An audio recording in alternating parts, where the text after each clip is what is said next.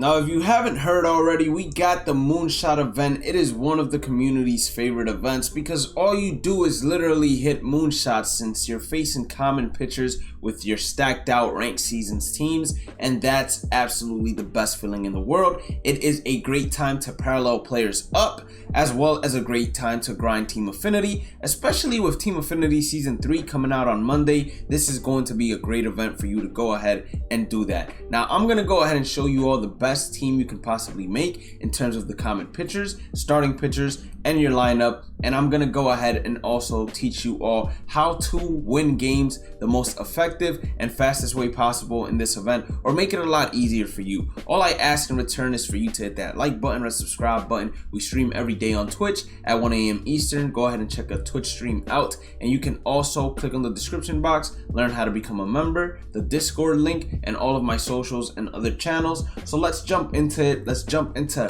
what is the best team possible. So these were the starting pitchers that I ended up going with. I started with Corey Abbott, four-seam, cutter, curveball, slider, sinker. I like that he has a curveball that's vertical off speed, a slider that's horizontal off speed, and then that cutter sinker combination is also going to be deadly.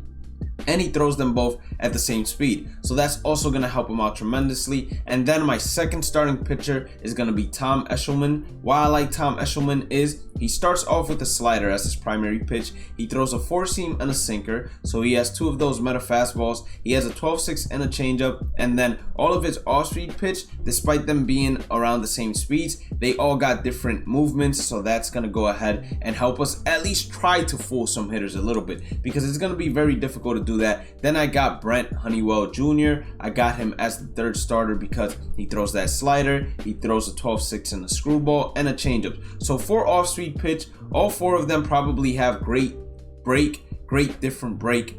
Three of them are all vertical off-speed movements, and everybody knows that Tom Glavine is difficult to hit. Any pitcher that throws a screwball along with the 12-6 and a changeup, they're difficult to hit. That's why Fernando Valenzuela was very difficult to hit, and then he throws a 95 miles per hour fastball, so you might be able to sneak a fastball by someone. Hopefully, that's why I got him as my third.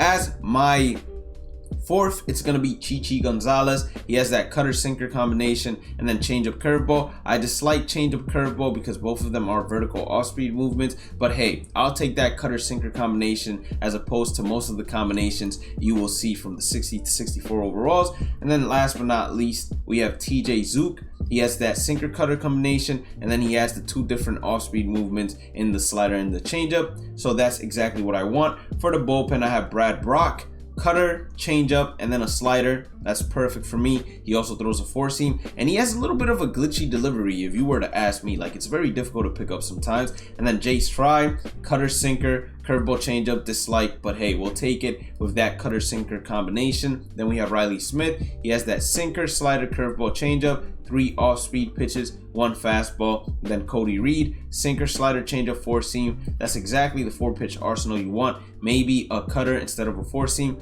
Dylan Tate, same thing, sinker, slider, four-seam, changeup. He throws over 90. Matt Shoemaker, he has that vertical off-speed in the splitter and the curveball, then horizontal in the slider. He throws the sinker as well. Josh Lindblom, he has that four-seam, cutter, slider, splitter, slurve, three great off-speed movements that all are going to be moving around the same speed and around the same movement, which is going to be great. And then Alex Claudio, sinker, changeup, slider, four-seam. He might not be too convincing to many of you guys, but he has really good, or not he has a really good delivery that makes him deceiving, a lot more deceiving than you expect. And then the lineup that I'm running, I think this is one of the best lineups to run if you were to ask me. I got Kyle Schwarber behind the dish. I mean, he's the best hitting catcher that you can possibly put. I got Marcus Semien playing second base for us. Then I got Chipper Jones playing third base. I got David Ortiz playing first base. I got Alfonso Soriano playing left field. I got Fernando Tatis Jr. playing shortstop because he is the best power hitting shortstop inside the game. I got Joey Gallo playing right field because since we're facing commons on all-star difficulty, contact doesn't matter. So I'm telling you, you want to have players that have tremendous amount of power. And then I got Mike Trout basically playing center field. You can also have Steve Finley out there, Jim Thome, Ronnie Mauricio, Jimmy Fox, and Gary Sanchez. If you don't have some of these players, those are replaceables. But in general, when it comes to the lineup, go for low contact, high power. That's going to help you out tremendously. Now let's talk about the rewards, and then before even dabbling into the rewards, the easiest way to accumulate wins, especially if you're not a good player inside any event, is to go into the first game, quit out, get that first L, and then it will drop you in rating. So you most likely are going to be facing now a player that is similar to your skill level, if not worse than your skill level, which is going to allow you to get 1, 2, maybe 3 wins before going back to that normal rating that you start off at 0-0, and you'll be able to save some time, especially if you're not a good player, from losing that first game regardless and then jumping into higher rating. You'll be able to just start off at a low rating and work your way up and accumulate a bunch of wins. And make sure you guys go ahead and also schedule how many wins you need to get per day in order to complete this event. It says it ends July 15th, which is basically in around 6 days. I think the first part of the Moonshot event ends July 15th, but I think that they're gonna bring a second part, because to go ahead and get a total of 100 wins in 6 days, that is highly unlikely. We all have lives and we're not playing MLB The Show the entire time. So I think this is going to last throughout the entire All-Star break, and there's going to be multiple parts. But looking at the rewards, we have a standard pack at 3 wins. I don't think MLB The Show should ever give us just a standard pack. I think we should always get a minimum of 2 to 3 packs whenever it's standards. I like the fact that they gave us 2 headliners, 5-pack bundle. For Ballin' Is a Habit, same thing. It should never be a singular pack. They should give us at least 3, especially since we all know that you can't pull a diamond out of there regardless. You get 2 headliners. You get Luis Campusano. Luis, well, I don't even know if he's Spanish, but he has a Spanish name. I'll say it in English regardless, so nobody is like, hey, why'd you say his name in Spanish when it is Luis Campusano? It's almost the same thing. Great bench bat against lefties. He plays catcher. Clearly, you have Jorge Posada, you have Kyle Schwarber, which is absolutely free to put behind the dish, and he has 84 arm strength, so the arm strength is good. The reaction at 73, which I'm currently blocking it, is not going to be great because the pop time is not going to be amazing. Regardless, great contact hitter. Definitely has some pop. Parallel 3, he'll have over 80 power against right-handers, which is going to meet threshold, but at best, he's going to be a bench bat.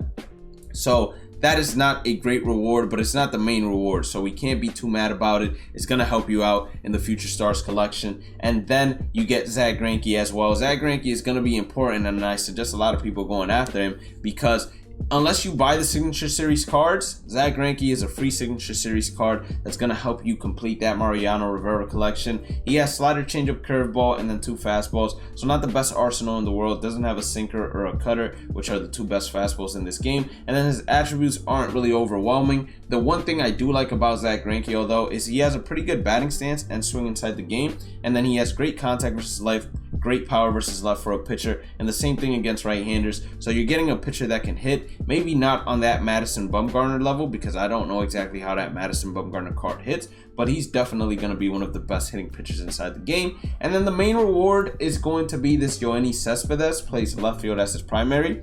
Once again, great bench bats. That's all we're getting from this event. The rewards aren't exactly a W, but this event, I don't think they made it where you're looking to grind for the reward. You're just looking to have fun, parallel players, and hit a bunch of home runs, and that's exactly what you're doing. So for that, I'll give the entire reward program for the event a W, since this is not an event you play to grind. This is an event you play to have fun. It's not Polo Grounds. It's Coors Field. It's home runs. It's paralleling players. You can use whoever you want in terms of hitters, work on team affinities, and parallel them at the same time. You can't ask for much more, but once again, a great bench bat. The fielding and reaction is going to be like Dante Bichette in a way, so he's not going to be someone you want out there on the field. At best, he's going to be a bench bat most of the times, but those are the rewards. If you did end up enjoying today's content, please make sure to go ahead and hit that like button or the subscribe button inside the description box. We have everything else that you need. Have a blessed day and night. Stay positive, stay safe, stay blessed, and I will catch you all in the next one.